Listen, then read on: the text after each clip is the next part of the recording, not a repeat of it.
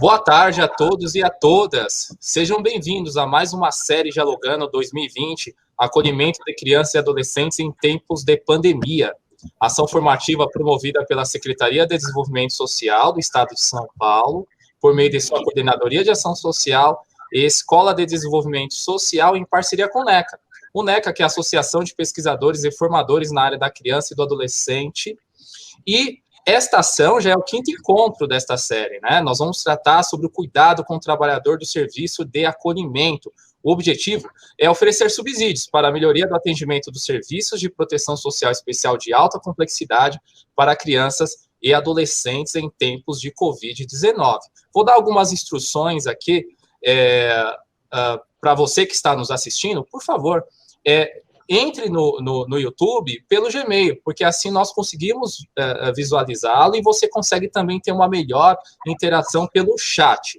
No primeiro comentário do chat será colocado um link de inscrição. Na verdade, é um link para a certificação, que você deve preenchê-lo. Se preocupe em preencher corretamente, porque como se trata de um documento, se você errar o seu nome, não preenchê-lo da forma adequada, ele não vai ter validade. Também se preocupe com o e-mail, para que daqui a 15 dias, quando nós enviarmos o certificado, ele não retorne para a caixa de mensagem da Secretaria da Escola de Desenvolvimento Social.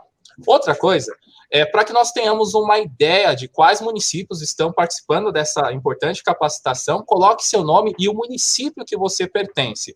Eu quero agradecer imensamente a Proteção Social Especial, na figura do Edson Pelagalo, que sempre aí tem confiado na Escola de Desenvolvimento Social. Então, sempre nos procura, nos busca para ter essa parceria no apoio logístico e operacional, que, diga-se de passagem, pela EDESP, foi cuidado pelo diretor técnico André. Nós também temos aqui a presença do nosso técnico Igor, que vai proporcionar toda essa infra tecnológica. Muito obrigado, Edson, muito obrigado, Cass. É muito bom ser parceira de uma coordenadoria tão responsável, técnica, com uma expertise sem palavras. É muito bom mesmo. Cada dia mais, ou cada vez mais, a EDESP aprende com vocês. Muito obrigado, Edson. Obrigado, Davi. É com satisfação que aqui nós, da equipe técnica, né, da Proteção Social Especial, continuamos neste período aí de pandemia, tratando de apoiar, de estar junto, né, dos nossos serviços socioassistenciais do Estado. Então, quero agradecer aí também mais uma vez a equipe da EDESP, né, aos nossos convidados aqui hoje presentes, né, o Milton e a Larissa, e também agradecer de forma, na pessoa, né, da Ana Paula, toda a nossa equipe técnica da Proteção Especial de alta e de média complexidade, que tem se empenhado aí nesses últimos quase 3, 4 meses, juntamente com o NECA, que é essa instituição extremamente qualificada, que vem nos dando um suporte, um apoio, uma parceria, para que possamos aí conversar com os nossos técnicos, né, que estão atuando na ponta. A assistência social é um serviço essencial, não parou nesse período de distanciamento social, porque muitos dos nossos serviços estão trabalhando, né, diariamente, atendendo, né, as crianças, mulheres, os idosos, as pessoas em situação de rua. E o tema deste encontro é extremamente oportuno, porque nós vamos falar diretamente por aqueles que são os nossos maiores parceiros, né, os trabalhadores, as trabalhadoras, e pensar essa responsabilidade, né, de operar uma política pública no município, no estado, considerando a importância fundamental desses profissionais. Aproveito também para convidar todos os nossos ouvintes, nossos espectadores. Nós já iniciamos outras lives, né, outros seminários online, abordando agora, começamos uma trajetória com foco sobre violência e mulher, e a partir da semana que vem nós também vamos começar a tratar de uma outra temática que envolve o atendimento das pessoas com deficiência e idosos nos acolhimentos. Então, a gente já está aqui quase concluindo, né, já um projeto que tem sido muito positivo com o NECA, e ao mesmo tempo iniciando outras estratégias de apoio técnico, de formação, de troca de conhecimento com todos os nossos colaboradores diretos e indiretos, né, sejam os gestores municipais, os nossos diretores e técnicos que estão nas grades, também estão acompanhando aqui os nossos encontros virtuais, para também permitir que ele possa ofertar um apoio técnico mais próximo lá do município, no seu trabalho que é desenvolvido pelas diretorias no âmbito das regiões, né, do nosso estado. Então, mais uma vez, muito obrigado, e tenhamos todos nós aí uma excelente reflexão. Obrigado.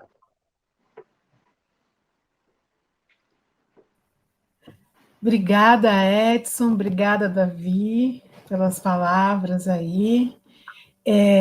Bom dia, né, a todos.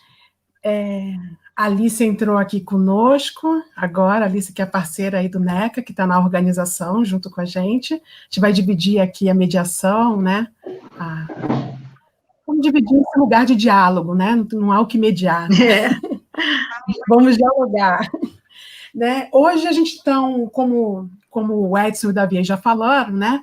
Hoje a gente está aqui iniciando o 5º encontro, que o tema é o cuidado com o trabalhador e a trabalhadora, dos serviços aí de acolhimento, mas pensando para além das ações de prevenção de contágio, né? Como que é esse cuidado, né? Como que é essa atenção, né? Existe sim, precisa sim proteger, precisa sim pensar, proteger o acolhido, proteger o trabalhador, dar informação, recursos, mas tem um outro cuidado aí, que aí o Milton e a Larissa vão falar com mais carinho sobre isso. Lembrando que a gente está no meio de uma jornada dessa ação que é a série Dialogando, como o Edson falou. Então, a série Dialogando, ela cuida de vários temas da proteção social. Então, a gente está aqui com uma jornada de acolhimento de criança e adolescente, já iniciamos uma jornada de mulheres em situação de violência doméstica, e vai iniciar uma jornada de pessoas com deficiência e idosos em acolhimento institucional. Então, a série Dialogando aí está bombando em várias frentes aí. A jornada aqui, essa jornada de acolhimento é focada na proteção integral de criança e adolescente, vivendo em acolhimento institucional e familiar, sobretudo nos tempos de pandemia, e como isso nos impõe a repensar as nossas práticas, né? Esse é o nosso foco desses encontros que a gente tem feito. Essa jornada, ela começou dia 10 de junho. Inicialmente, a gente pensou em 6 encontros, mas conforme os encontros foram aparecendo, novas demandas foram surgindo, e a gente achou que seria bom responder essas demandas. Então, a gente aumentou para mais 2 encontros, lembrando que todos esses encontros, eles são quinzenais, eles são gravados, e para localizar os encontros passados, é só buscar no Google, por série Dialogando 2020, ou acessar o canal YouTube da EDESP. Nesse canal, você também pode se inscrever nesse canal e ter acesso a outros vídeos, às outras ações que a Secretaria desenvolve. Recuperando aqui um pouco a nossa caminhada, porque a nossa caminhada ela tem um sentido, ela tem uma construção aí de cuidado, né, de proteção. Então, por isso que a gente sempre faz essa retomada em todas as lives, que o primeiro encontro, a gente cuidou da criança e do adolescente que é acolhido junto com a sua família. Então, a gente conversou um pouco sobre essa situação e o olhar que falta para essa criança que também está em acolhimento institucional, que também está em acolhimento, mas ela não entra como nessa categoria de acolhidos, né? A família que é acolhido, né? O segundo encontro, né? A garantia da convivência e reinserção familiar, considerando esse período que a gente está vivendo, os desafios que tem em garantir isso. O terceiro encontro, acolhidas e despedidas, cuidados no acolhimento e desacolhimento, porque, como o Edson falou, o nosso serviço não parou, o nosso serviço continuou, e as medidas, as audiências concentradas continuaram, e todos os nossos procedimentos estão aí acontecendo, né? A vida da criança continuou, né? Nossas vidas continuaram. O quarto encontro é o cuidando da rotina, e aí o dia a dia, de 20 crianças ali dentro, 10 crianças, no caso de Casalá, todos juntos ali. Hoje, o quinto encontro, cuidado com o trabalhador do serviço de acolhimento. E os próximos encontros, para vocês já anotarem aí as datas. 19 de agosto, falaremos das estratégias de cuidado com crianças e adolescentes positivados para a Covid-19, e aí o acolhimento específico para os casos confirmados e o isolamento possível dentro de um acolhimento. No dia 2 de setembro, nós vamos falar dos adolescentes em tempos de pandemia, as saídas não autorizadas, e aí por diversos motivos. O uso de drogas, sexualidade, a quebra da rotina, o tédio, a expectativa, não se encaixar naquela rotina, enfim, saudade da família, né, a expectativa aí da saída, né, que está completando 18 anos. Então, essas saídas, como lidar com os adolescentes aí nessas saídas não autorizadas? E na organização estamos eu, a Maura Liz Celan, que é da Proteção Social Especial, a Alice, que está aqui conosco, eu aponto para a tela, né? E a Juliana de Tomaso, que elas são pesquisadoras e formadoras aí do NECA. O NECA, que é a Associação de Pesquisadores e Formadores na área da criança e do adolescente, que o Edson já falou, né, um grande parceiro nosso, né, nessa ação como em outras ações que já aconteceram e que ainda estão acontecendo. Essa parceria, ela termina com o último encontro da família acolhedora. Eu acho que eu nem falei da família acolhedora, né, acho que eu pulei, né, 16... Pulei. Gente, desculpa. 16 de setembro, família acolhedora, imperdível, pulei sem querer aqui, os desafios da implantação cuidadosa e que gere um serviço protetivo de qualidade, né? Quais são as marcas aí da pandemia, os aprendizados da pandemia que possibilita repensar um acolhimento, uma medida protetiva para além do acolhimento institucional, um acolhimento familiar? Vamos discutir um pouco isso. Como eu pude esquecer, né? A gente dando um salto, que horror, para além do acolhimento institucional. Então, o NECA aí nessa parceria, existem, mais para frente vocês vão conhecer outros projetos aí que a gente vai estar fazendo em parceria com o NECA, aguardem surpresas. Então, vamos ao tema do dia, né? Lembrando que essa é uma conversa, é uma troca, e para que essa troca role, é importante a participação de todos aí no chat, colocando suas perguntas, o que pensa, suas discordâncias, identifique seus municípios, identifique de que região você vem, esse dado é importante para a gente se reconhecer aqui enquanto grupo, que aqui eu acho que somos um grupo dialogando. E para quem precisa de certificado, só reforçando o que o Davi já falou, o link está no chat. Então, em nome da Secretaria e da Proteção Social Especial, eu agradeço a presença de todos, agradeço a presença dos palestrantes, a Larissa e o Milton, a Larissa Novaes, que é psicóloga, pós-graduada em Gestão Estratégica de Pessoas, gerente de serviço do SAICA 2, na Casa da Criança de Santo Amaro, já atuou no SAICA Inicial, na Casa Lá, no SAICA Regional, sempre na perspectiva aí da garantia dos direitos, da proteção de criança e adolescente. O Milton Fix, psicólogo, com especialização em psicoterapia psicanalítica, membro do comitê gestor do NECA e participante do Núcleo Perspectiva. Atua como consultor, formador e supervisor para os serviços no âmbito do SUAS. A sua área de atuação é o SUAS. Né? Agora eu vou passar a palavra para o Milton, para ele falar um pouco dessa perspectiva normativa, dialogar um pouco aí como que as coisas estão acontecendo na prática aí em relação ao cuidado. Milton. Olá a todos, boa tarde. Bom, primeiro eu queria agradecer o convite, né? Agradecer a Ana Paula, a Mara Liz, a Alice, a Juliana, todo o pessoal do EDESP aí, dos SEDES, da Proteção Especial. E, bom, tema de hoje, né, é o cuidado do trabalhador, né, do serviço de acolhimento. Então, para pensar sobre esse tema, eu pensei em dois caminhos, assim, iniciais, né? Então, eu vou iniciar com uma historinha, né?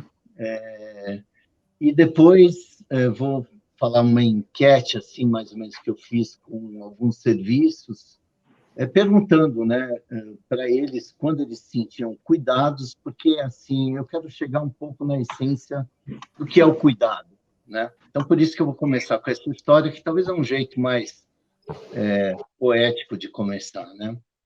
Então, a história é a seguinte, né? Essa história eu li algum tempo atrás, um rabino chamado Newton Bonder, mas eu não lembro exatamente em que livro que estava, né?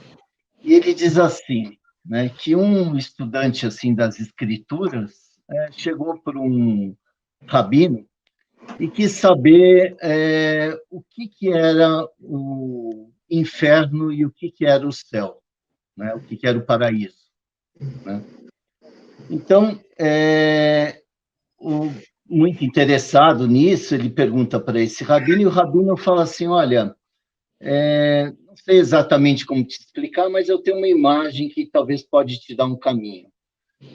Ele diz assim, então, o inferno seria o seguinte, imagina que você abre uma porta e você entra e encontra uma sala, uma mesa cheia de comidas, quitutes, iguarias. Em volta dessa mesa tem um monte de homens sentados, né? Só que esses homens todos, eles têm algo em comum. Eles estão com as mãos voltadas para trás. E estão todos sedentos e famintos, né? Mas eles não conseguem chegar até a comida, né? Então, eles estão num desespero de olhar todas aquelas iguarias, toda aquela comida, mas não conseguem alcançar e saem, estão com fome e muita sede. Aí o estudante pergunta, e o paraíso, né? O que seria o paraíso? Ele diz, o paraíso, imagine que você abre a porta e você dá na mesma sala, onde você encontra uma mesa repleta de comidas, com iguarias, com bebidas deliciosas, e os mesmos homens sentados, né? Só que, diferente da primeira, estão todos felizes, porque eles estão servindo uns aos outros, né? Então, eu acho que talvez essa primeira parte da história, né, que traz um pouco a questão do cuidado, né, da questão da diferença entre uma questão mais individualista e uma coisa de servir ao outro, né? A segunda parte, né, da minha colocação talvez seria essa pesquisa, né, que eu fiz, uma enquete, né, sobre o cuidado. Então, eu perguntei para vários educadores, para coordenadores, para técnicos, né, como é que eles enxergavam a questão do cuidado, o que era para eles o cuidado, né? E aí eles foram me trazendo várias situações, né, onde, em algum momento, eles se sentiram escutados, em algum momento, eles sentiram que a pessoa foi empática com ele, ou em algum momento houve solidariedade, houve cooperação, houve confiança, houve respeito, carinho, afeto. São várias situações, né, onde eles vão contar, assim, um dia eu estava lá em determinado momento, muito triste, alguém veio e falou comigo. Ou alguém percebeu algo que eu estava sentindo naquele momento. Então, quando a gente pega um denominador comum, né, de todas essas situações, o que tem a ver elas, né, é que elas todas, né, têm a ver com o cuidado, tem a ver com atender uma necessidade que a pessoa tinha, né? Então, se a gente for pensar na questão do cuidado, a gente tem que pensar na questão de se atender a uma necessidade, né? E se a gente for pensar um pouco, né, o que o Winnicott fala sobre o cuidado, né, em relação ao bebê, ele fala assim que uma mãe, né, ela deve ser suficientemente boa. E suficientemente boa quer dizer o quê? Atender às necessidades do seu bebê. Quando a gente fala suficientemente, quer dizer, ele não deve ser nem mais nem menos. Porque se a gente for demais, a gente se torna invasivo. Se a gente for de menos, a gente provoca a falta. Então, a gente tem que pensar essa questão do cuidado, né, numa necessidade que tem que ser atendida dentro da medida. né? Então, pessoal, eu vou contar para vocês nesse vídeo uma treta. Então, essa é a questão, né, do cuidado. Uma outra questão que eu queria trazer para vocês, né, é de como essa história do cuidado impactou em mim, né, durante esse tempo da pandemia. Porque, assim, nesse momento, né, que a gente começou a receber as primeiras notícias, né, sobre a pandemia, a gente tinha que pensar, né, o que era possível fazer em termos de cuidado dos serviços de acolhimento, né? E aí, o pessoal do NECA começou a pensar num monte de coisas, o pessoal do Perspectivas também, são os dois grupos que eu faço parte, né? Então, Perspectivas, logo de início, assim, nas reuniões, pensou, pô, e as crianças vão estar lá, e elas vão estar sem poder sair, então, pensamos numa parceria junto com o Itaú Social e mandamos alguns livros para os serviços de acolhimento, né? Eram, acho que, uns 16 serviços que a gente estava cuidando. Então, essa foi uma das ações. E lá no NECA também começamos a pensar, bom, o que é importante nesse primeiro momento, né, de pandemia? E nesse primeiro momento de pandemia, a gente viu que uma das coisas que era mais importante era a questão da informação, né? Então, como é que a gente pode prover o serviço de acolhimento de informação? E começamos a nos informar também com outros serviços de acolhimento de outros países, né, que tinham já passado por essa situação de pandemia, porque começou antes, lá nos outros países, né? E vários textos começaram a chegar e a gente começava a mandar notícias desde quais são as medidas sanitárias, né? Lavar a mão, enfim, como é que a gente faz uma asepsia para não ter o contágio. E assim foi esse primeiro começo, né? E a Isa, né, que é a representante do FISC, assim, ela municiou a gente com um monte de textos, e um dos textos que veio para mim foi um texto de uma pessoa chamada Homer, né, que ele trazia a questão de um princípio, que é o princípio da continuidade, né? Isso eu estou falando antes de sair as normativas, né, e a portaria 59. É o começo lá de abril, né? E uma das contribuições, né, que ele traz, né, o Homer, porque assim, o Homer morava em Israel, não mora, né? E lá eles passaram por uma série de situações de guerra, né? E a guerra é um momento de catástrofe, né? Onde existe uma interrupção muito grande das atividades. E se a gente pensar, né, no Covid também, né, na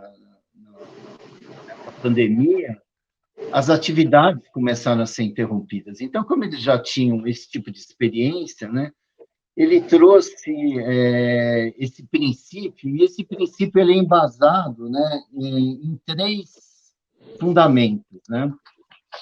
A questão da continuidade funcional, né, que é a capacidade de continuar funcionando, né, apesar dos distúrbios. Uma questão relativa, né, à continuidade interpessoal, né, que quer dizer que a gente também deve continuar mantendo todos os contatos, né, contatos familiares, contatos com amigos, contatos com colegas, né, e a questão da continuidade pessoal, que é esse sentimento de uniformidade e coerência, né, no nosso senso de si mesmo. Então, esse texto, eu acho que, bom, escrevi ele, reescrevi, né, com esses princípios, pensando nos serviços de acolhimento, e acho que foi uma das primeiras sugestões aí do que fazer no começo, né, da pandemia. E eu acho que a Larissa vai trazer um pouco, né, para a gente como é que a gente pode pensar nesses princípios adaptados a uma vida, né, coletiva, à comunidade, enfim, né? dentro do serviço de acolhimento. Esse texto foi no começo, tal, né, e trazia também uma série de sugestões para os serviços de acolhimento.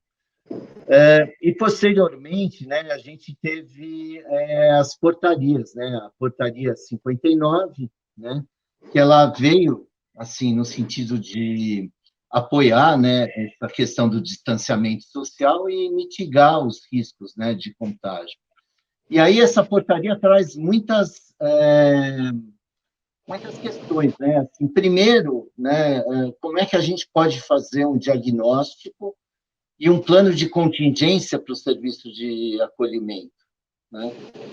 E esses planos de contingência, né, eles têm que ter fluxos, prever a transmissibilidade, protocolos de atendimento, uso de EPIs, quem se afasta, quem não se afasta, né? Então, ele tem uma interface com a saúde, ele tem uma interface no sentido de redução da aglomeração, né? Como é que a gente abrevia a permanência dentro do SAICA.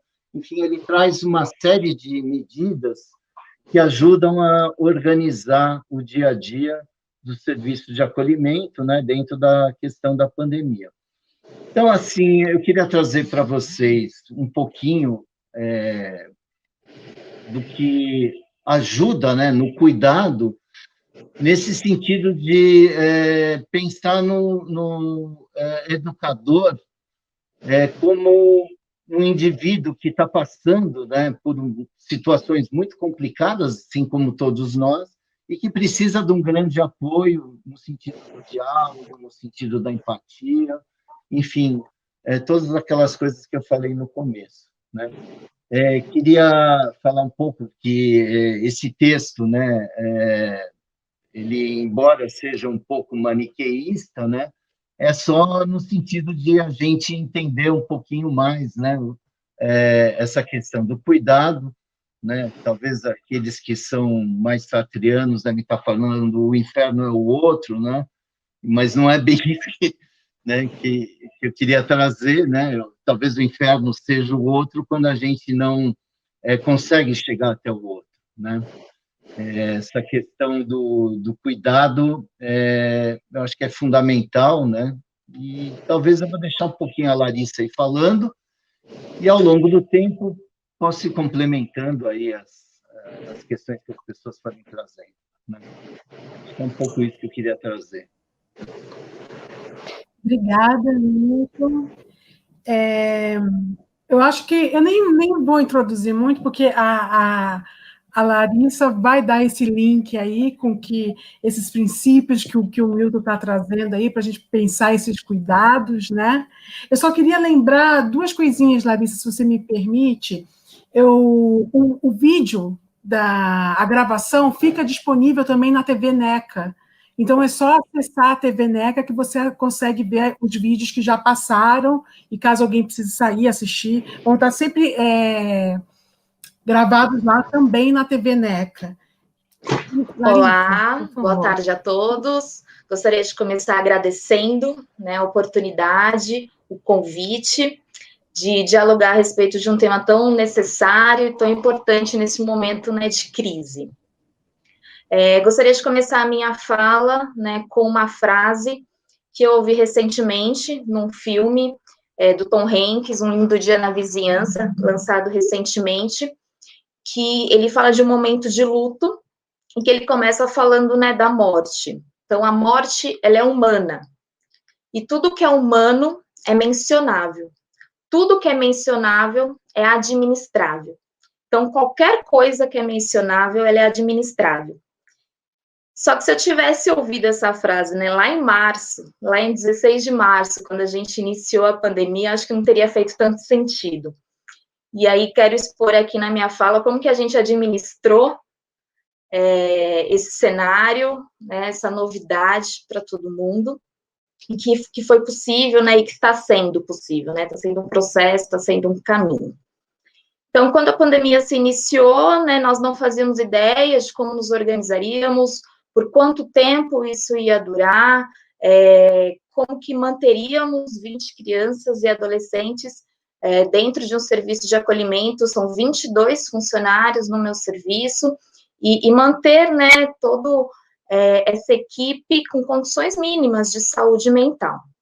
Então, para além de todas as medidas necessárias para conter a propagação do vírus, com protocolos de higiene, de limpeza e de segurança, se fazia muito importante, nesse momento, pensarmos nos cuidados relacionados à equipe, né, pois estaríamos em um momento de muita crise, de muita insegurança, que iríamos aprendendo ali na prática. Além, né, de lidar aí com os nossos próprios afetos, né, o quanto os trabalhadores estavam, né, inseguros e com medo, né, desse deslocamento para o serviço, de voltar para sua casa, né, estou levando o vírus para minha casa, mas também estou levando para o SAICA. Então, né, todo esse cenário foi muito desafiador, e aí eu dividi a minha fala aqui, né, nesses eixos, fazendo um link com a fala do Milton. Então, o eixo, né, da funcionalidade, das relações interpessoais e da parte pessoal, e o que a gente fez, né, de ação, de estratégia em cada eixo desse. Então, falando um pouco, né, da funcionalidade do serviço. Então, como manter a continuidade, né, aquilo que o Milton colocou, né, não é nem céu nem inferno, mas vamos encontrar ali um lugar, né, paralelo, como que a gente organiza, né, o tempo e espaço do trabalhador e das crianças. Então, no primeiro momento, a gente pensou numa grade de atividades, para que possa nos planejar, né, uma grade de atividade semanal, no primeiro momento, dividido em períodos do dia, então, manhã, tarde e noite, com faixa etária, então, o que nós vamos fazer com as crianças, o que nós vamos fazer com os adolescentes, o que dá para fazer com todo mundo, e qual que serão as atividades aí que vão nos direcionar no dia a dia. Então, nós dividimos aí no período da manhã, a gente usou mais para exercícios físicos, né, transmutar essa energia, corrida de obstáculos, corda, queimada, competições mais coletivas, né, para unir o grupo. No período da tarde, a gente usou mais para atividades lúdicas, então, artes, pinturas, oficinas de reciclagem, trabalhos manuais, de cooperação, de um ajudando o outro, e isso também foi ferramenta de trabalho ali para lidar com os conflitos, né, com todos na casa ao mesmo tempo. Trabalhamos muito com os adolescentes, neste primeiro momento, oficinas, né, então, de falar dos temas atuais, né, bullying, racismo, preconceito, diversidade de gênero. Então, foi um momento bastante importante. No período da noite, a gente usava mais para filmes reflexivos, então, filmes, rodas de conversa, muitas dinâmicas de trabalho em equipe, dinâmicas de se colocar no lugar do outro, de ações teatrais mesmo, e de brincadeiras. Então, a grade de atividades, né, entre março até meados de maio, foi uma ferramenta muito importante para nos localizar nesse novo cenário, né, para nos organizar e falar, olha, pelo menos eu sei aqui, né, nossa semana, claro que tinha dias, né, que não dava para cumprir o planejado, era muito de sentir também, né, o clima da casa, né, o que eles iam aderir ou não, de pensar junto com eles, né, o que dava para fazer, mas nos deu um norte, né, e pode trazer aí um pouco de estabilidade nesse momento.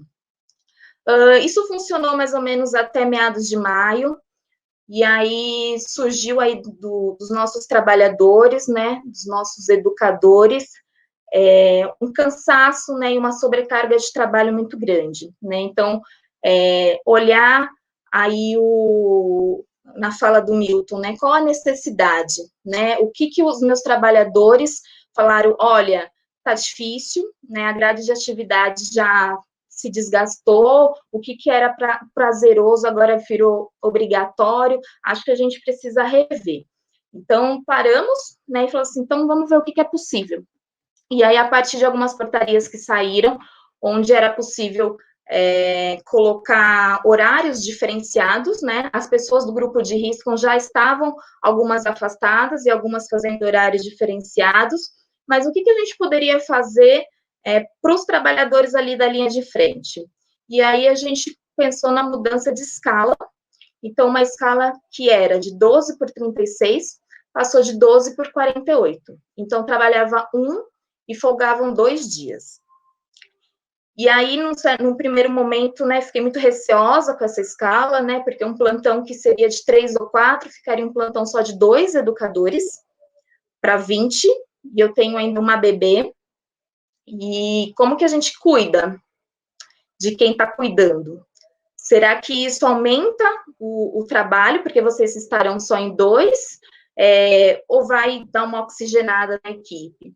E aí, né, por votação, né, construindo coletivamente, toda a equipe falou, não, vamos fazer a escala de 12 por 48, equipe técnica muito mais na casa, suportando ali os educadores, equipe operacional muito, muito presente também.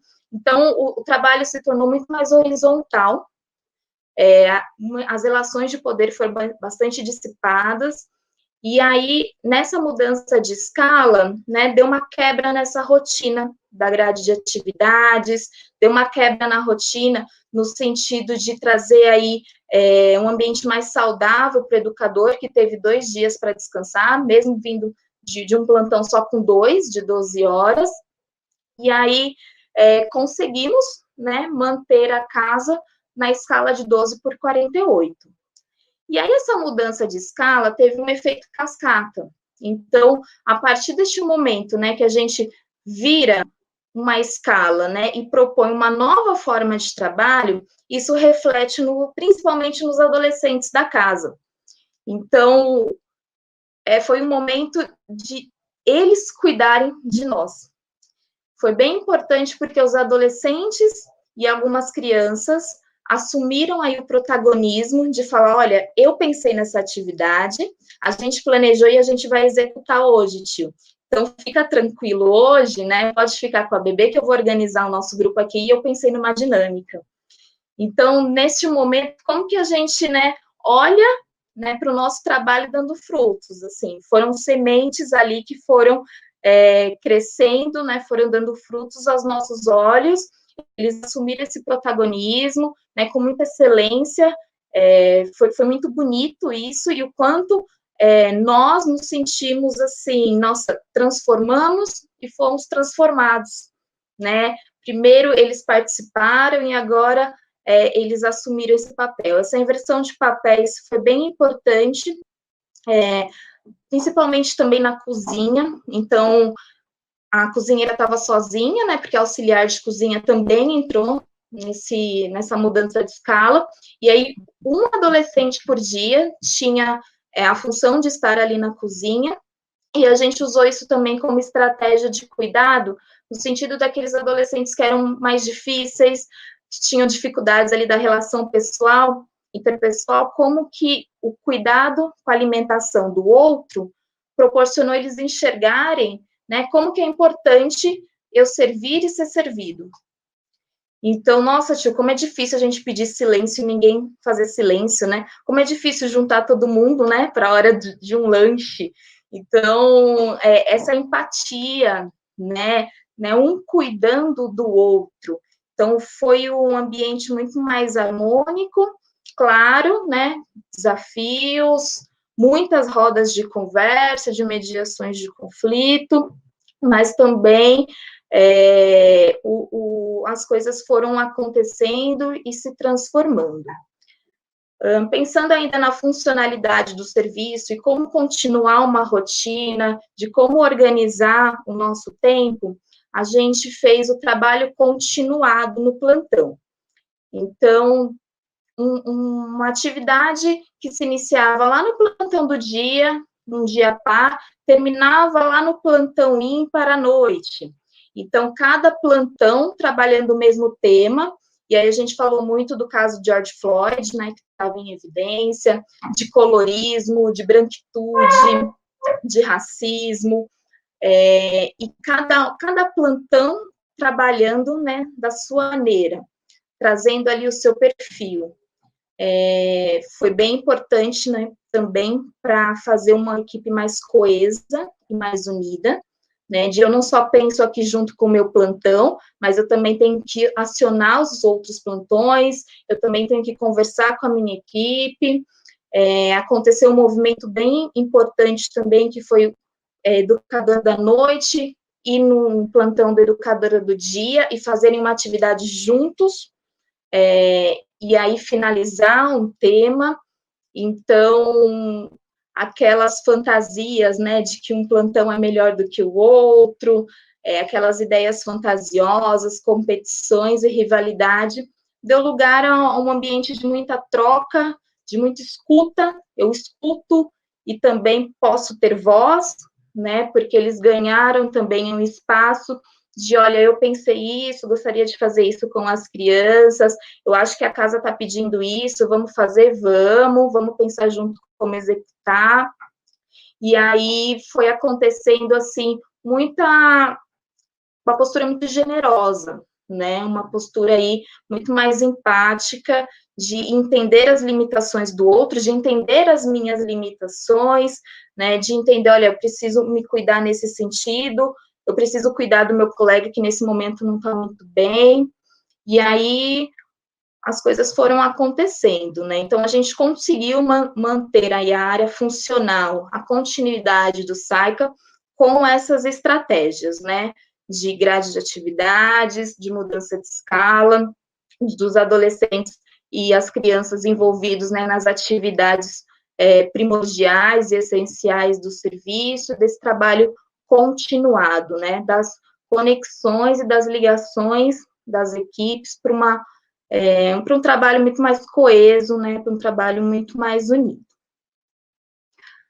Pensando agora no próximo eixo, que seria a parte, né, interpessoal, das relações interpessoais, de como que nós nos relacionamos dentro do serviço de acolhimento, a gente cuidou muito dos espaços de encontros com a equipe. Então, de não suspender, né, nesse momento, aquela parada de pensar na prática, né, porque seria mais fácil, olha, não tem como a gente fazer reunião, casa está cheia, né, estamos com quadro de funcionários reduzidos, afastados, né, tá difícil, então tá difícil manter os encontros, mas não, a gente cuidou muito desse espaço. Nós temos o núcleo Perspectivas, né, na figura do Lucas, então, no primeiro momento, a gente organizou os encontros por plantões, então, num determinado momento do dia, os trabalhadores saíam do plantão, né, e tinham este momento com o nosso supervisor de compartilhar suas angústias, as suas ansiedades, olha, tá difícil, né, olha as celebrações também que tivemos, então, a equipe técnica, a equipe operacional ia para dentro da casa, né, e os educadores tinham esse espaço de mais ou menos 2 horas, de poder pensar ali de como que estava, né, seus afetos, né, o seu corpo e a sua mente naquele momento.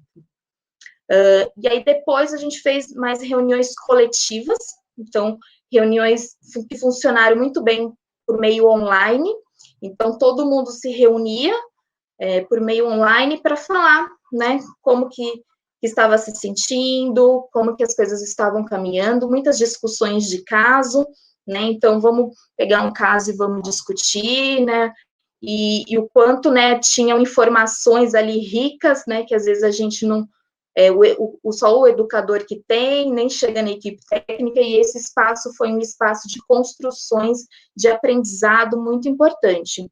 E foi um espaço também da gente diferenciar pânico de medo, né, então no primeiro momento estava todo mundo com muito pânico, né, vai todo mundo se contaminar, não vamos dar conta, e de parar e de pensar, né, pânico não dá, é importante sentir medo, o pânico, ele nos divide, mas o medo, ele vai nos organizar.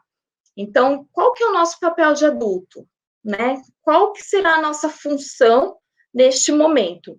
Então, vamos ser os amortecedores, né, dos impactos da pandemia nesse momento, né? Vamos amortecer de que forma este lugar. E aí foi surgindo aí todas as ações e estratégias coletivas.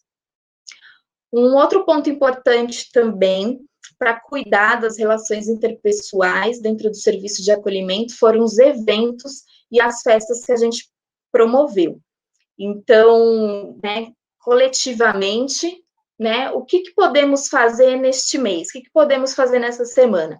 Então, a gente gosta muito de celebrar. Então, a gente fez Noite do Pijama, então, Noite do Pijama com muitas brincadeiras, Noite do Pijama com karaokê, a Noite da Pizza, fizemos algumas baladinhas noturnas, então, a gente tem um serviço, uma casa bastante grande, então, na parte externa, né, da casa, no fundo, colocamos algumas luzes, eles se arrumaram como que se fosse para sair mesmo, né, e houve uma competição de dança ali, né, foram premiados, né, pelas danças que fizeram, e aí ficaram ali durante parte da noite ouvindo música, dançando, se relacionando, os educadores, né, e o quanto esse espaço, né, de poder se divertir, né, de poder esquecer um pouco, né, que eu estou aqui confinado, que eu estou aqui isolado, foi importante, né, para unir, para colocar mais sintonia na casa.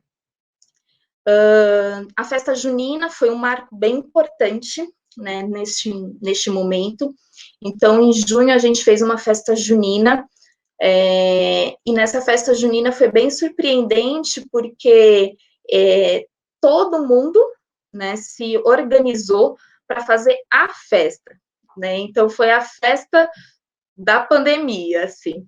E eles nos presentearam, né, os acolhidos, fizeram uma coreografia, e era uma coreografia surpresa, então eles fizeram uma quadrilha, e eles apresentaram para a gente, né? Então, todos, criança do adolescente, os 20 se organizaram, fizeram uma coreografia e nos apresentaram, né? Então, como foi bonito ver que eles se uniram, eles pensaram, e eles, né, nos presentearam com essa ação.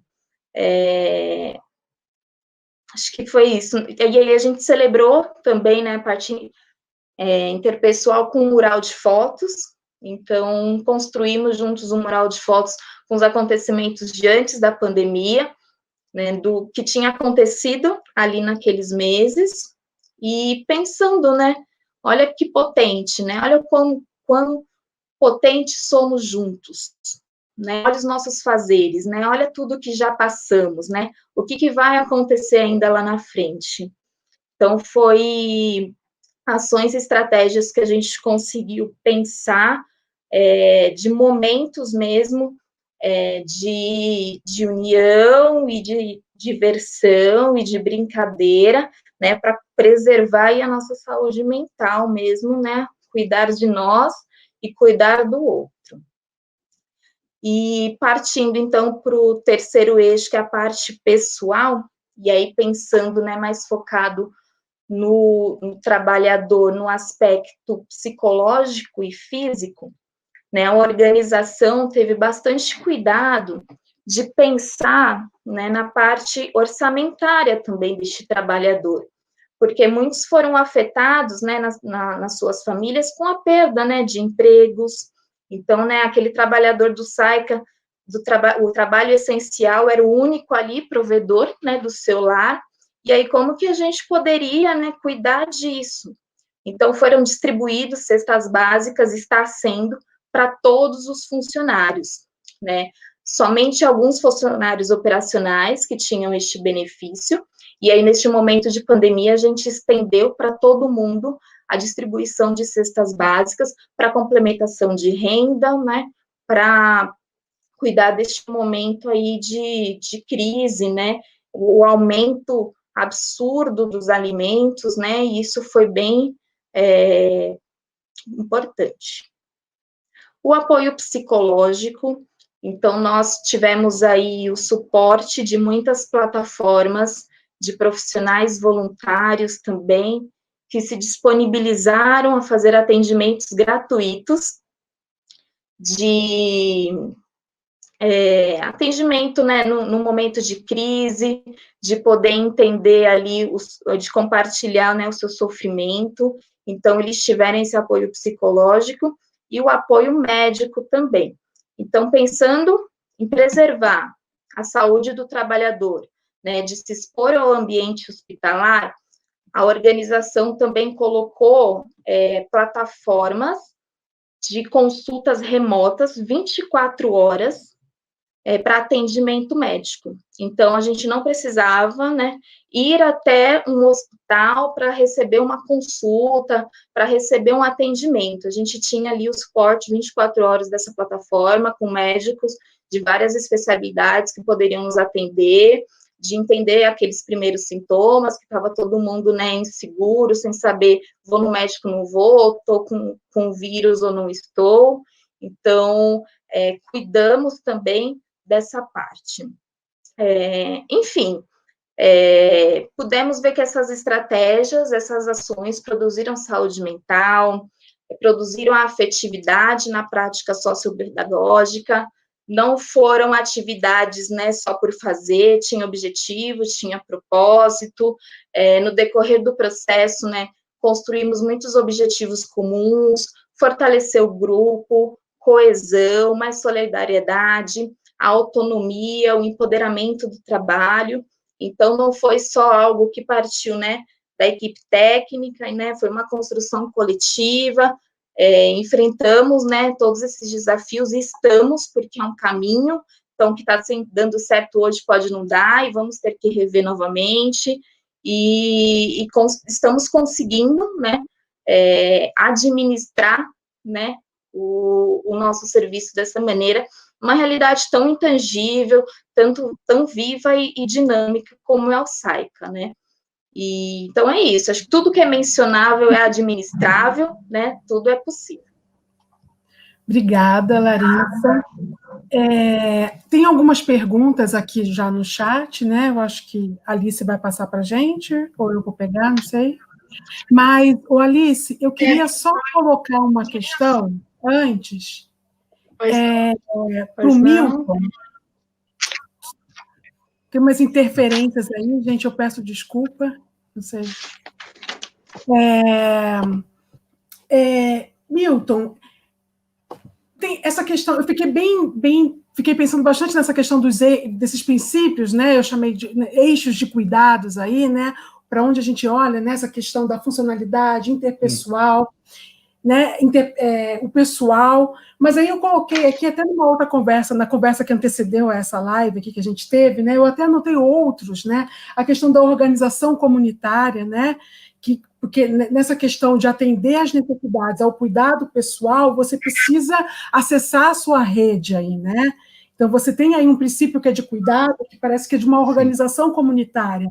Quem que nesses momentos, né, de sustentação, né, de tempos de catástrofe, né? Estou usando termos que você já colocou aqui conosco, assim, que eu queria que você falasse um pouco mais desses eixos, assim, de cuidados aí. Bom, eu acho que assim, né, quando a gente pensa nesses eixos, né, eu acho que aí a gente está pensando também, né, dois lados, assim, pelo menos, né, o poder organizado, né, do poder público, né, que pode trazer, através dos seus serviços, né, todo o apoio que os trabalhadores estão precisando, né. E eu acho que também, do outro lado, né, a sociedade civil organizada, né, que também traz, através... E aí a gente pode perceber, né, como teve movimentos tão grandes, né, de filantropia, né, que é uma coisa, né, que acho que complementa, talvez, do poder público, né. Eu acho que é lógico que a gente não... saiu de uma lógica da filantropia para a lógica do direito, né? Esse foi o caminho que a gente teve, mas a gente não pode esquecer que isso também é importante dentro de uma sociedade, né?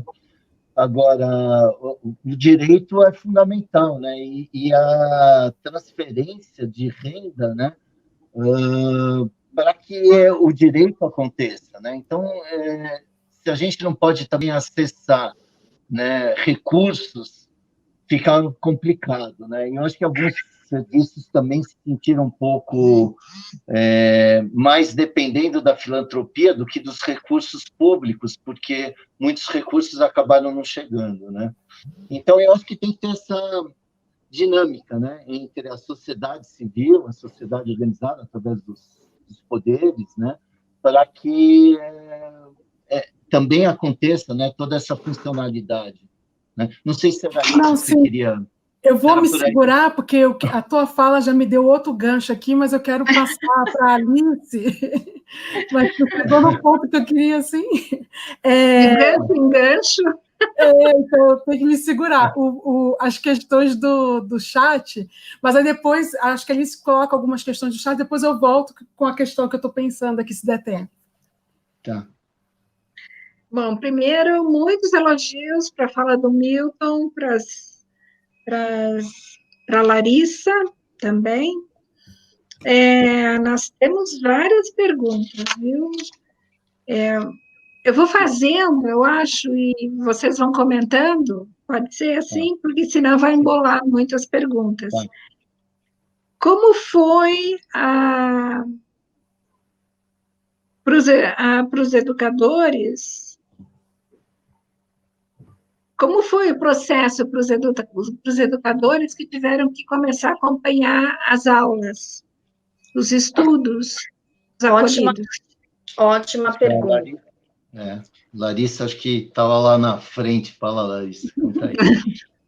Ótima pergunta. Eu acho que um dos desafios mais importantes, né, e mais difíceis está sendo o acompanhamento da rotina escolar.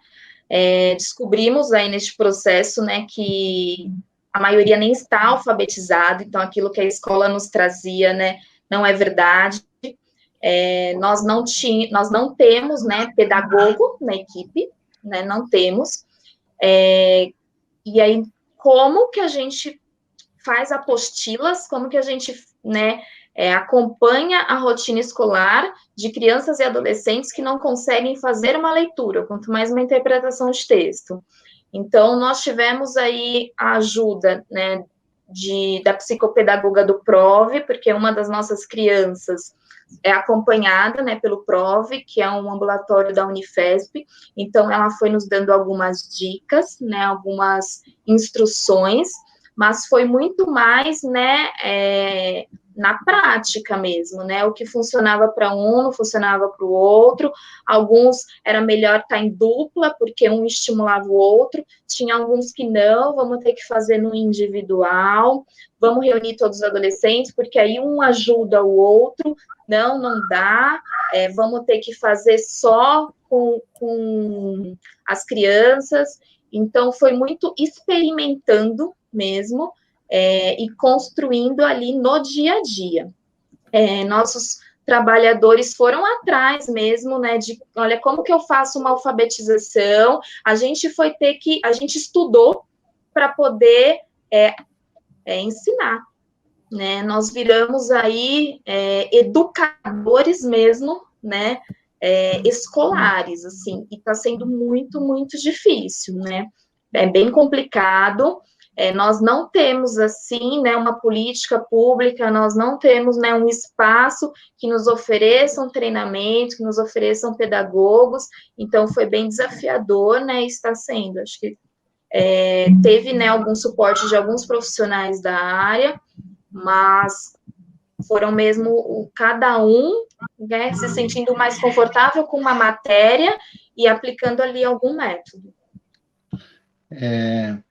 Só complementar, né, que eu acho que essa história dessa pandemia, né, ela bateu para a gente ver assim as desigualdades, né, como elas estão tão acentuadas, né, as desigualdades nos vários níveis, né, se a gente for pensar na questão do ensino, né, entre as escolas públicas e as escolas particulares, né, a possibilidade de acesso, né, com meios eletrônicos, né, computadores, tablets, celulares, né, onde a gente viu que muitos serviços de acolhimento não tinham recursos para poder acessar essas aulas. e não tinham nenhum tipo de recurso, assim. E a gente viu também assim, muitos professores que também não sabiam exatamente como trabalhar esses meios, né, de ensino à distância, então eles começaram a dar muita matéria em algumas áreas, e as crianças completamente perdidas. Então, essa conversa, né, entre o que estava acontecendo no serviço de acolhimento e os professores estava meio desconexa, né? Então, esses feedbacks, às vezes, em alguns serviços não aconteceram, né? Alguns serviços que eram mais articulados com as escolas conseguiram trazer mais para perto as escolas e fazer essa conexão. Mas eu acho que teve várias formas diferentes, né? Onde teve esse impacto aí do ensino, né? Dessa mudança, né? Acho que é um pouco isso. Outra pergunta, então. Quais dessas rotinas que vocês descreveram que poderão ser incorporadas ao SAICA no final da pandemia? Muita coisa virou cultura, né? Então, não foram só coisas pontuais, né? Fazem parte agora, né, da casa e da rotina. Então, por exemplo, esses eventos e essas festas, né, que tem todo mês agora, então já faz parte da nossa cultura. Os adolescentes na cozinha, não pensando só agora em auxiliar, mas em geração de renda, né, de me preparar para o desacolhimento, né, de saber me cuidar, virou rotina também, isso está funcionando muito bem, mesmo sem a grade de atividades, os trabalhadores, né, se desenvolveram muito nessa parte pedagógica, de pensarem mesmo atividades socioeducativas e de irem executando, né? Então, isso já não é mais algo que é imposto, né, que é pesado e que é difícil, mas virou ferramenta de trabalho mesmo. O trabalho continuado, né, os adolescentes sendo os protagonistas, né, das atividades, isso virou cultura, está totalmente implementado. Eu acho, se me permite um comentário, eu acho interessante essas marcas, né? Eu acho que as marcas da aprendizagem, né? O que a gente vai estar aprendendo nesse processo e que a gente pode aí manter, né? Porque eles, na verdade, o momento que a gente vive hoje nos obrigou a experimentar outras coisas que a gente antes falava, não, isso não vai. Isso não vai dar certo, isso está fora da normativa. Ai, meu Deus do céu, vamos ligar para o Ministério, vamos ligar para a Secretaria de Estado. E aí a gente, não, cara, a coisa está acontecendo agora, vamos fazer agora e vamos experimentar. E aí a gente viu que tem muita coisa que dá para fazer, né?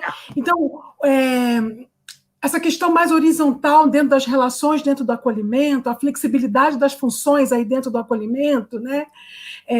O adolescente indo para a cozinha junto, o adolescente propõe a atividade, né? A equipe técnica junto com o educador não é só aquele que cuida, né? Mas é aquele também que precisa ser cuidado, porque ele precisa estar bem para estar ali. Então, a gente dilui um pouco, né, essas caixinhas ali dentro e a gente consegue, de fato, construir um ambiente que vai produzir autonomia, que vai, de fato, porque a gente não vai falar sobre autonomia, a gente vai vivenciar autonomia, né? Então, essa é uma questão para os acolhidos, né? E aí uma questão, aquele gancho com o Milton aqui, né, que e também com a Larissa, para ela comentar um pouco, né?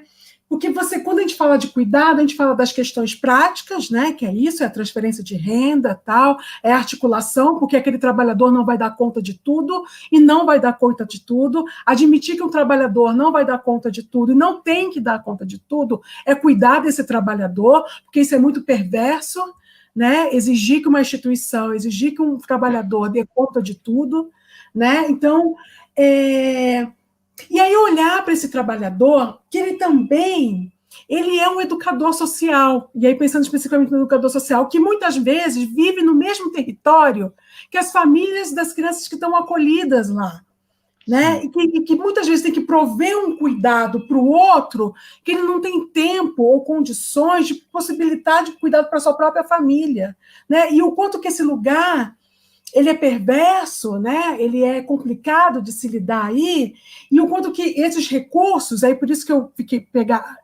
gostei dessa questão dos eixos de cuidados, ele cuida dessa questão, dessa relação da vulnerabilidade do trabalhador, de olhar para esse trabalhador enquanto uma pessoa que também tem suas necessidades, e o que o serviço, para que aquele trabalhador possa responder de uma maneira satisfatória, de uma maneira legal, ele também precisa ter respondido essas necessidades, né? Então, era esse o... Não sei se eu peguei um gancho de um monte de coisa e fui juntando um monte de coisa, não sei se eu consegui ser clara. Sim, é que se essa pessoa não for cuidada, ela não consegue cuidar, né? Eu acho que é um pouco isso, né? Então, ela precisa também desse cuidado para poder cuidar do outro, né? E ele vem de diversas formas, né? Ele vem em muitos segmentos, né? Ele precisa ser cuidado pela organização, ele precisa ser cuidado pelo poder público, ele precisa ser cuidado pela sua própria família, né?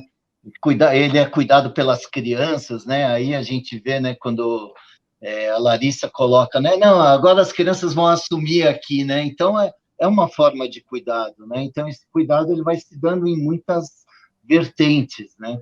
E isso alimenta as pessoas, né? Deixa elas mais potentes porque elas se sentem amparadas, né?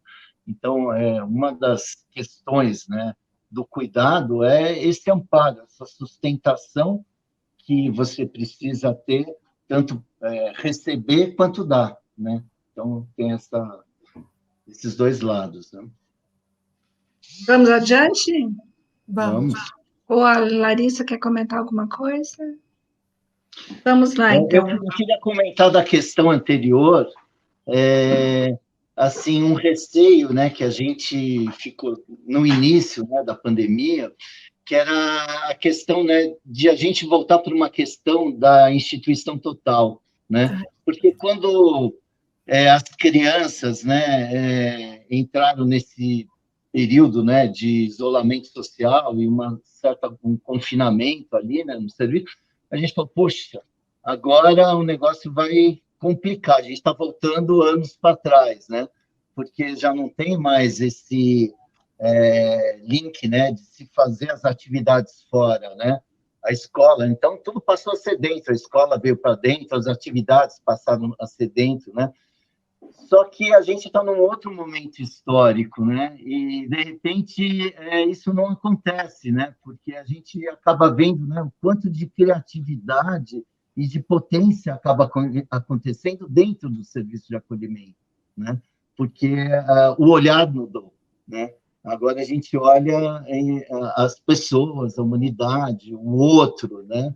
A singularidade, né? Então a gente está olhando o coletivo, mas também está olhando cada um. Então esse risco, né? Eu acho que ele ficou bem minimizado, né? Mesmo que, né? Porque assim o garoto antes brigava lá no serviço, colocava a raiva fora, brigava fora, colocava dentro, né? Então você tem uma circulação aí, né? De meios e de lugares onde o outro pode fazer essas trocas, né? Agora passou tudo lá para dentro, então tudo tem que ser administrado lá dentro, né? Mas eu acho que os serviços deram conta muito bem, né? De administrar, é lógico, né? Essa situação, ela também, eu acho que ela tem um limite aí, né? A gente vai vendo que também as coisas vão ficando complicadas às vezes, porque e acho que esse é o momento, né, que a gente já está, talvez, tendo que pensar, né, como é que a gente vai fazendo essa reinserção. É lógico que, né, a gente ainda tem muitos casos, a contaminação ainda está muito intensa, mas a gente já tem que, como a gente, antes de começar, né, a chegar aqui, a gente planejou a entrada e a estadia, a gente tem que começar a planejar agora a saída, né? Como é que a gente vai saindo? E isso acho que é um desafio que a gente tem que viver agora, né? Enfim. Tem uma pergunta aqui que quer saber como lidar com o cansaço e os afastamentos decorrentes da sobrecarga de trabalho para os educadores, os trabalhadores. A gente utilizou, né, a mudança mesmo de escala, então trouxe aí um conforto, né, maior, promoveu mais saúde, porque eles, né, trabalhavam e folgavam 2, então essa foi uma estratégia. Tem as folgas, né, também do mês, e nós também utilizamos, né, muitos os espaços de encontros e de formações, né, para cuidar desse momento. Nós temos, né, 2 funcionários a mais, né, no serviço, porque nós temos 4 funcionários a mais no serviço, porque nós temos 2 crianças, né, com necessidades especiais, com laudos, então isso também nos deu uma folga melhor, né, para mexer nos horários, para mexer nas equipes. O apoio psicológico foi uma maneira de cuidar também destes afastamentos, né, dos grupos de risco. Essas foram as estratégias que a gente foi utilizando. Muita conversa, né, muito diálogo, né. Então, a equipe técnica é muito próxima, né, de sentindo, né, o clima, de ir sentindo esse trabalhador, né, um trabalho muito perto, né, porque algumas pessoas realmente, né, não têm o suporte, né, e nem precisam ter, né, nessa coisa perversa que a Ana Paula falou, eu tenho que dar conta, eu tenho que fazer, não, né, vamos entender os nossos limites, vamos entender aí as nossas necessidades, acho que foi muito neste sentido. Eu só complementando, né, eu acho que assim, nesse sentido, acho que as formações, né, os espaços de reflexão, eles são fundamentais, né, para as pessoas poderem falar das suas dores, das suas angústias, dos seus medos, né, e sair um pouco, né, dessa oscilação que eu acho que a própria pandemia traz, né, todo mundo em algum momento sente uma certa impotência, às vezes uma onipotência, né? Então, essas oscilações, elas são comuns, né? De achar que posso tudo, aí achar que não posso nada, né? Eu acho que a Larissa trouxe bem, né? Entre o medo e o pânico ali, né? Que muitas vezes as pessoas vivem. Então, eu acho que, assim, promover espaços de escuta, né? É muito importante. É claro que o cansaço vem mesmo, né? Porque é puxado, é difícil, é duro. A gente sabe o quanto esse pessoal está ralando ali na frente, né? Mas eu acho que é um ajudando o outro, né? E eu acho que aí entra a questão da solidariedade, né? Quando a gente passa, né, dessa questão da necessidade pessoal para poder enxergar o outro, né? E saber que eu sou o outro do outro, né? Então, eu acho que é por aí. Né? Eu acho que tem uma questão de ressignificar, né, a questão do que é reunião, né? O que é estar reunido, né? O que é pauta de reunião quando a gente está num acolhimento como esse, né? Como que é essa acolhida, essa escuta, né? Eu acho que isso é uma marca de aprendizado aí, né? Para a gente ressignificar esses espaços. Então, sempre, né, a chegada é muito importante, a gente saber como é que está a família da pessoa, como é que ela está vivendo, né? Então, a gente, quando começa uma reunião, e agora a gente passou, né, muito para reunião via WhatsApp, né, ou Zoom, ou qualquer coisa assim, né? E é diferente, né? Mas é possível, né? É isso que eu queria falar. No começo, eu mesmo achava que era muito difícil fazer isso, né? Mas a gente vai se adaptando e abrir esses espaços, né? Eu acho que é muito importante, né? Receber bem, né? As pessoas, acolher bem, né?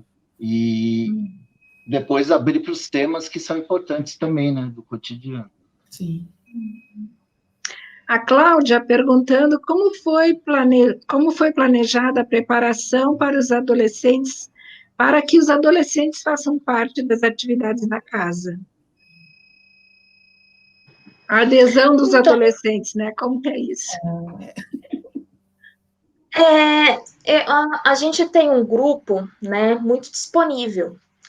Então, eles são muito participativos, né? Então, é muito difícil a gente propor algo e eles vão falar, vamos tentar, vamos ver no que vai dar, né? Então, e isso só melhorou, assim.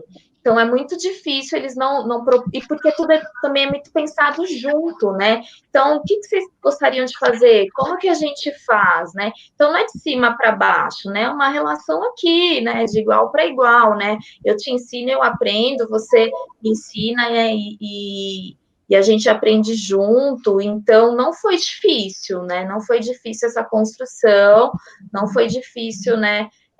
A participação deles, né? Tanto que foi algo espontâneo, né? Foi algo aí que eles se organizaram, né? E que eles conseguiram executar com muita excelência, né? Pareciam mesmo que eles estavam ali numa banca, né? Muitas vezes, né? Fazendo um trabalho que era para nota, né? Para receber, sei lá, uma caixa de bombom como premiação. Eles levavam a sério, né? Foi muito bacana. Eu acho que é uma das coisas, né, que a gente sempre fala assim, né, da questão das rodas de conversa, né, de usar esse espaço, né, de conversa dos adolescentes e valorizar muito a potência deles, né, porque muitas vezes só se olha o lado negativo, né, não fez isso, não faz aquilo, e aqui eles têm a chance, né, de poderem mostrar o que eles têm de positivo, né? As suas potências, as suas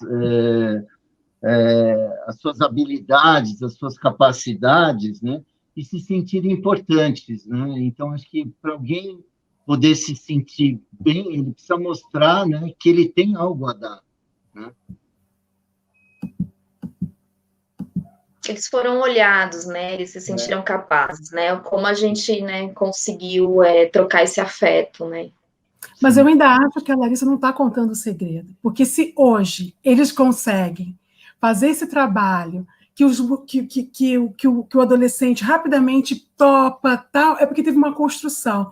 E tem uma construção que é muito sutil, que é uma construção de dia a dia, de rotina. E estou brincando com a Larissa, que ela está escondendo, mas que às vezes é muito difícil de relatar, porque talvez sejam mudanças ali de concepções, de relações, que constroem um cenário, né, um ambiente possível disso acontecer.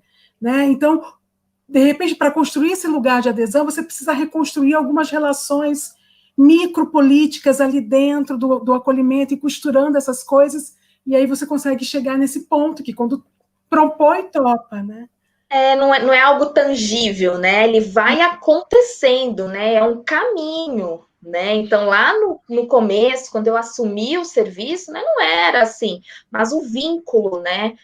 Como a gente, né, está perto, né, deste acolhido, como a gente o escuta, né? Como a gente vai construindo, né, essa relação, né? É que vamos chegar a isso, né? Então, teve todo um caminho, teve todo um processo, né, de fortalecer vínculos mesmo. E eu acho que é um processo em cascata, né? Que ele vem de todas as relações, né? Tanto de todas as relações institucionais, da relação da organização com com o coordenador, do coordenador com os técnicos, e dos técnicos com os educadores, e dos educadores com as crianças. Então, assim, isso é uma cultura que você desenvolve, né? Não é algo que surge do nada, e é um processo de construção, né, Larissa? Sim, é construído coletivamente, né? Com muito esforço, né? É um trabalho de formiguinha mesmo, né? De pensar todo mundo junto. Antes, fazer uma roda de conversa, né? Era muito difícil. Hoje eles pedem a roda de conversa, né? Vamos fazer uma assembleia, vamos discutir isso daqui, né? Então você percebe o amadurecimento do grupo como um todo, né? Como nós amadurecemos, como nós nos reinventamos, como é possível fazer algo diferente, né? Mas não só com o olhar para dentro, né? Neste processo também a gente se relacionou com as pessoas de fora, de forma remota, né? Então não nos fechamos ali entre nós, né? Mas não é céu nem inferno, né? Este lugar paralelo mesmo, como no início da frase. E, assim, só para a gente ir linkando as coisas, né, e como que a mudança dessas relações, né, a mudança dessas concepções, né, desses lugares, alivia para o trabalhador, o trabalho fica mais leve, né, então o trabalho que é cotidiano, que é difícil, que não é fácil, criançada é dureza, né, imagina 20, fico surtando aqui só de... Mas... É algo que o Lucas trazia muito para a gente, né? Aqui tem que ser um lugar que você vem, que seja um lugar gostoso, né? Que seja um lugar que você vem e fala assim, agora eu vou brincar com as crianças, né? Então a gente tentou fazer isso, né? Eu não vou trabalhar, meu Deus do céu, eu vou pegar o vírus, eu vou passar para todo mundo. Não, eu vou lá porque hoje tem essa festa, a gente tem que planejar isso daqui. Então, né, mudar mesmo, né, a nossa mente no sentido de que ressignificar aquele espaço e aquele grupo. Assim, um lugar que todo mundo quer estar, né? Acho que isso é importante. Gente, vamos adiante aqui, tem muita pergunta, hein? Vocês estão De sendo... repente, começou a bombar. Começou a bombar o negócio aqui. A Fernanda pergunta assim, como trabalhar os processos de autonomia e desenvolvimento cidadão dos adolescentes sem acesso ao mundo externo, né, em confinamento, sem muitos recursos tecnológicos.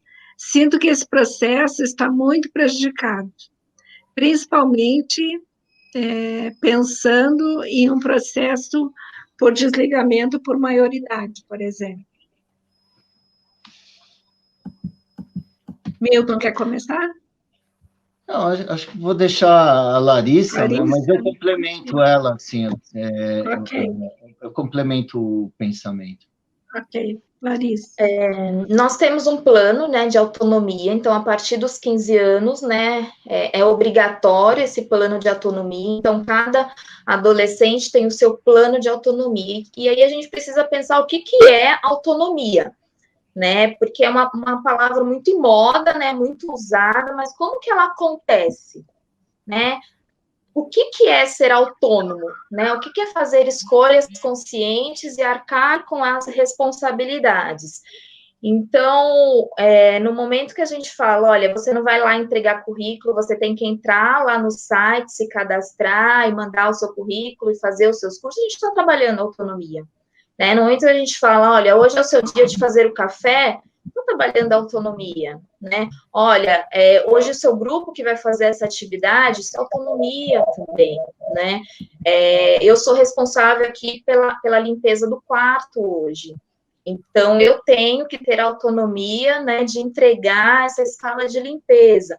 Então, a autonomia, ela perpassa, né, por várias áreas do serviço de acolhimento, não é, né, só na deslocação da cidade, não é só ir até a escola, acessar os serviços da rede, saber pegar o ônibus, não, eu tenho autonomia também de saber me colocar, de saber expressar minha opinião, a gente trabalhou muito isso lá, né, você tem poder de fala, né, você enquanto cidadão, o que você pensa sobre esse assunto, o que você faria nessa situação, então, nós utilizamos outras estratégias de autonomia, né?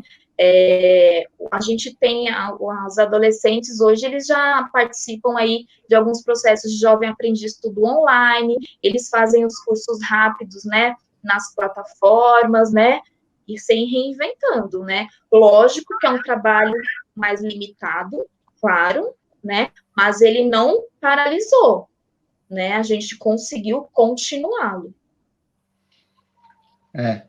Então, só complementando, né, eu acho que é isso mesmo, né, a gente pensar que a autonomia, né, você pode pensar na heteronomia e na autonomia, né, então a gente vai saindo de uma situação de heteronomia para uma situação de autonomia, né, essa é mais ou menos o caminho, né, então a gente pensar que isso é uma questão processual e ela se dá nas pequenas coisas do cotidiano, né, nas ações, nas atividades, né?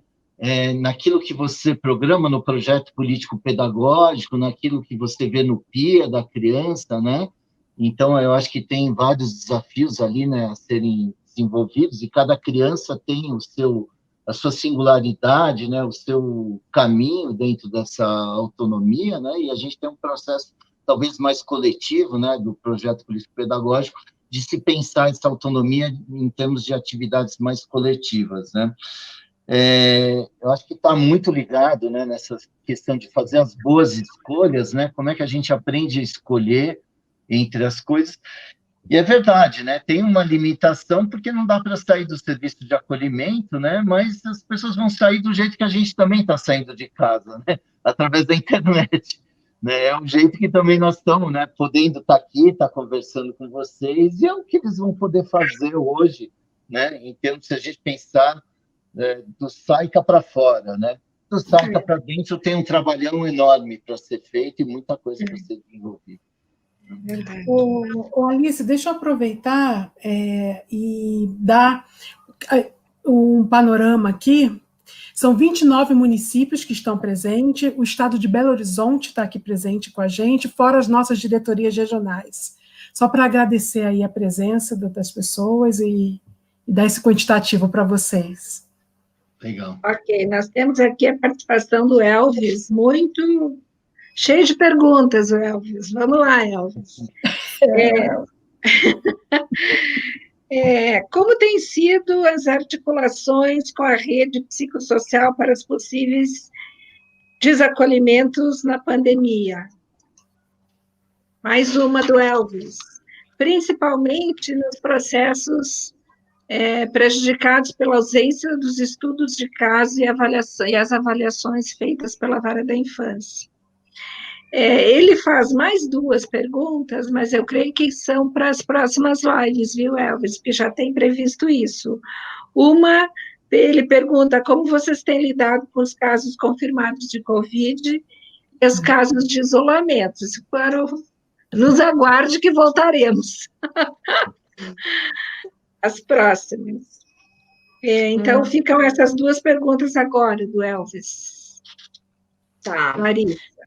Sobre os desacolhimentos, nós tivemos somente um desacolhimento neste período e houve as audiências concentradas. Então, as discussões de caso, a interlocução com a rede, ela não ficou prejudicada, não paralisou. Então, por meio dessas plataformas e por reuniões online, a gente discutiu o caso, a gente movimentou os processos, né, a audiência concentrada foi desacolhido, foram encaminhados, né, para processos de colocação em família substituta, o CAPES, fazendo atendimentos remotos, online, SPVV, a equipe muito próxima da gente, fazendo, né, os atendimentos online, as discussões de caso. Então, nós tivemos, sim, o amparo psicossocial da rede, né, neste momento. Então, foi possível, sim, as discussões de caso, desacolhimentos, né, com qualidade, né, e movimentos aí, né, nos processos de todo mundo. Nada ficou paralisado, foi tudo continuado. Então, eu acho que aí vai depender também, né, do serviço, da rede, né, do lugar onde você está localizado, porque cada lugar tem sua peculiaridade, né? Mas eu acho que cabe ao serviço estar provocando, né, que a rede se articule, e hoje a gente tem online muita coisa, né? Então, a maioria dos encontros vão ser online mesmo, né? Então, a gente tinha já essa relação estabelecida com os serviços, né? Então, isso só continuou. Sim. Só migra a plataforma, né? Nós temos aqui a presença da Maria Lúcia Gulassa, que está elogiando muito a articulação e o movimento que vocês têm feito de se rever constantemente e se reinventar dentro dessas questões, assim, né, de tentativa, erro, acerta, volta de novo, vai para frente, vai para trás. Acho que isso é de uma importância extrema para os serviços entenderem que as coisas não estão cristalizadas. Tu tem que, né, ir tentando, repetindo, errando, acertando. A Fernanda... Alice, desculpa te interromper, que a gente está com uma questão de tempo, né? A gente tem, na verdade, 1 minuto, passa muito rápido. E tem duas perguntas que são super importantes aqui, que eu acho que a gente podia encerrar nessas, Alice. E nisso já extrapolando 5 minutinhos do tempo, a organização aqui está surtando já, mas a gente é rebelde. Deixa eu ver, eu tenho mais uma só, na verdade, e aí eu acho que junta com as tuas e a gente finaliza, pode ser? Está nesse pacotinho, e aí a gente pede desculpa pelas perguntas que ficarem sem resposta, mas a gente dá uma olhadinha, qualquer coisa a gente bate um papo, e vamos lá. Isso.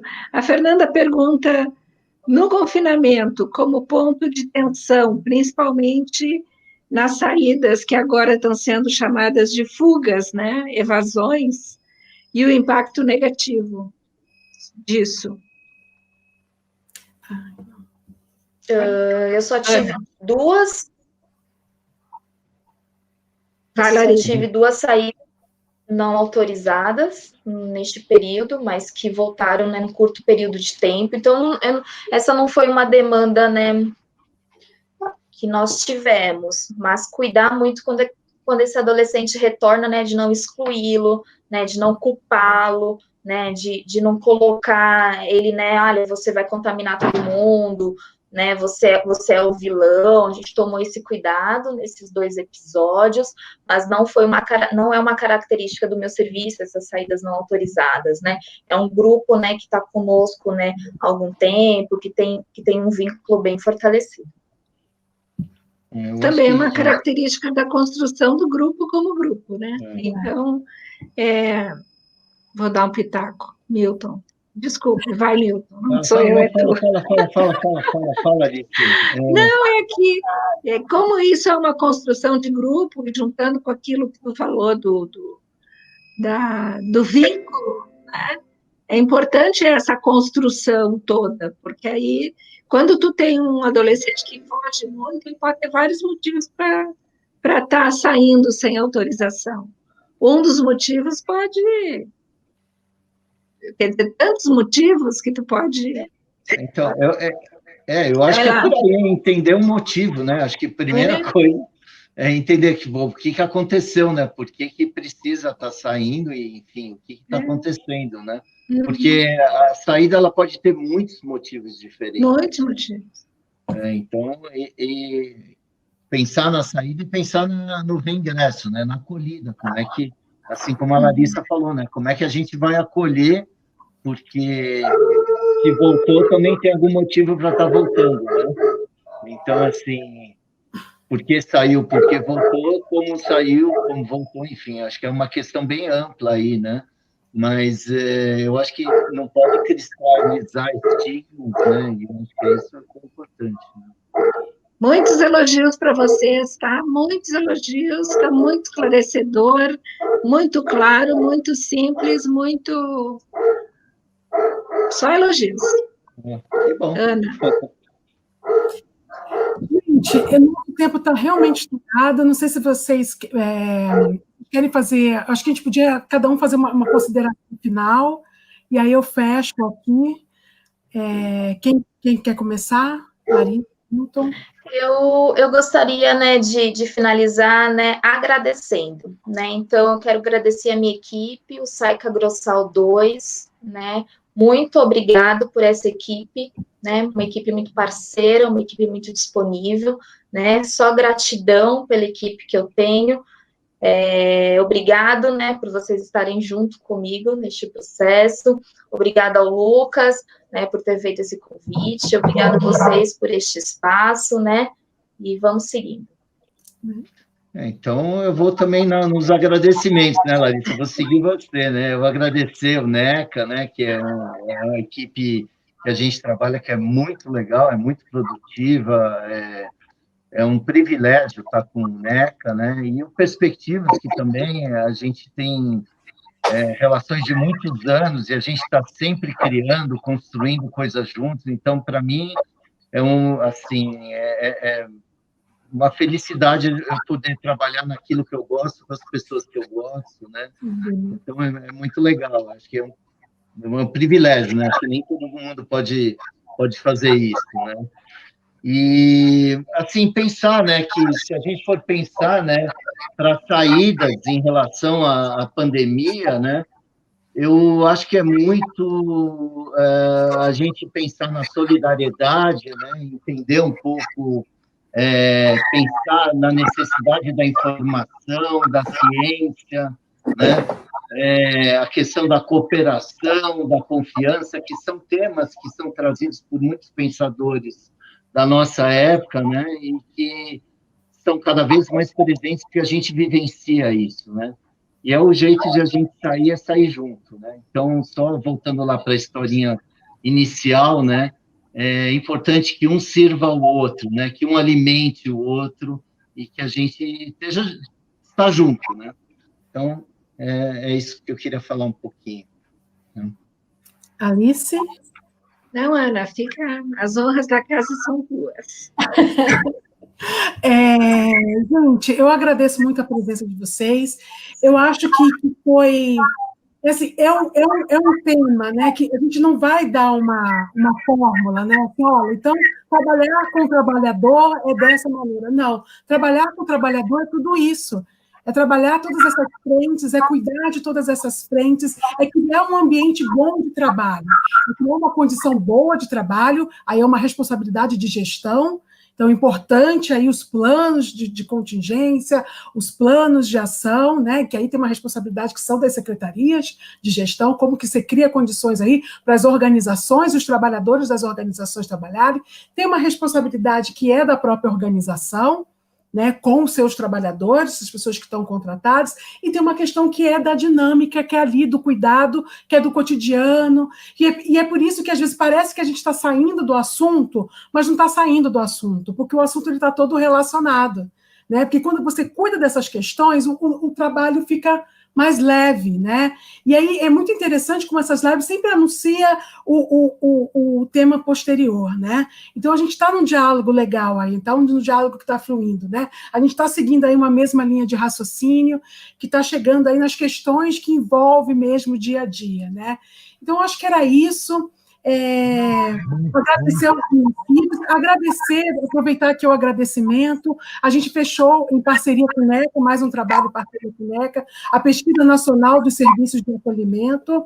E o Estado de São Paulo teve um resultado espetacular, foram mais de, percentualmente, não sei se foram 80%, 70%, uma coisa aí de dos serviços que responderam, porque tem mais de um serviço por município, né?